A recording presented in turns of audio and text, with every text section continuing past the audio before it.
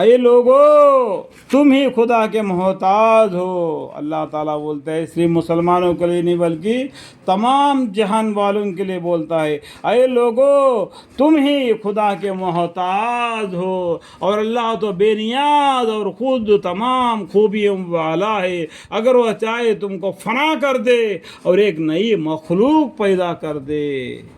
یہ بات خدا کو کچھ مشکل نہیں، یہ آسان ہے. یہ آیت اور بھی سورہ محمد میں بھی لکھا ہوا ہے. اگر وہ چاہے تو تم کو فنا کر دے اور ایک نئی مخلوق پیدا کر دے. اور یہ بات خدا کو کچھ مشکل نہیں. اور کوئی دوسرے کا بوجھ گناہ کا نہ اٹھاوے گا کل قیامت کے دن.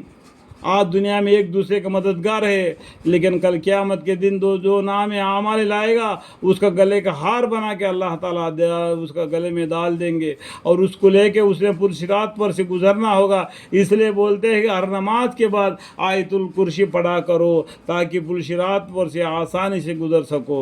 اور کوئی دوسرے کا بوجھ گناہ کا نہ اٹھاوے گا.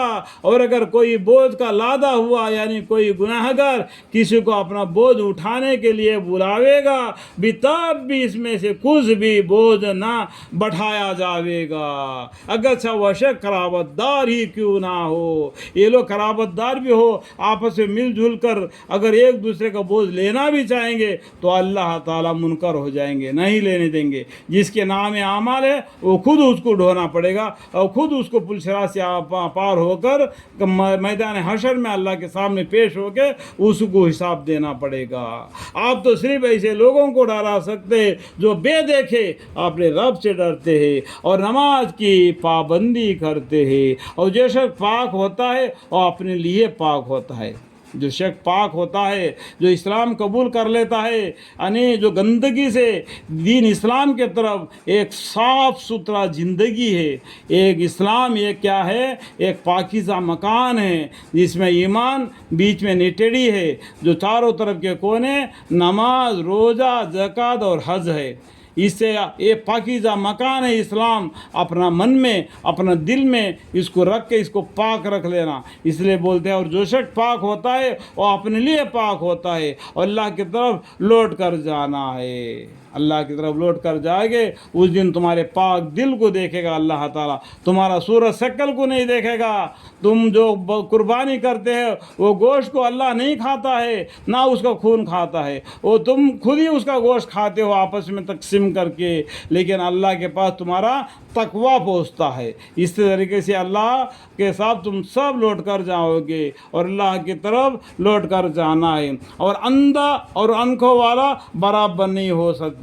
دو جس کو آنکھیں ہے، جس کو آنکھیں نہیں ہیں وہ برابر نہیں ہو سکتے. اور نہ تاریکی اور نہ روشنی یعنی اندھیرا اور روشنی یعنی رات اور دن برابر نہیں ہو سکتے. اور نہ چھاؤں اور نہ دھوپ. چھاؤں معلوم ہے، جھاڑ کا چھاؤں ہو، دیوار کا چھاؤں ہو، کس کا بھی چھاؤں ہو، بادل کا چھاؤں ہو، وہ اور دھوپ برابر نہیں ہو سکتے. اور نہ زندے اور مردے برابر نہیں ہو سکتے. جو مر گیا وہ برزخ میں زندگی میں پہنچ گیا، جو زندہ ہے وہ دنیا میں ہے. دونوں برابر نہیں ہو سکتے. اللہ جس کو چاہتا ہے سنوائی دیتا ہے. یہ بات دیکھو، اللہ تعالیٰ کان کے بارے میں ذکر کر دیتا ہے.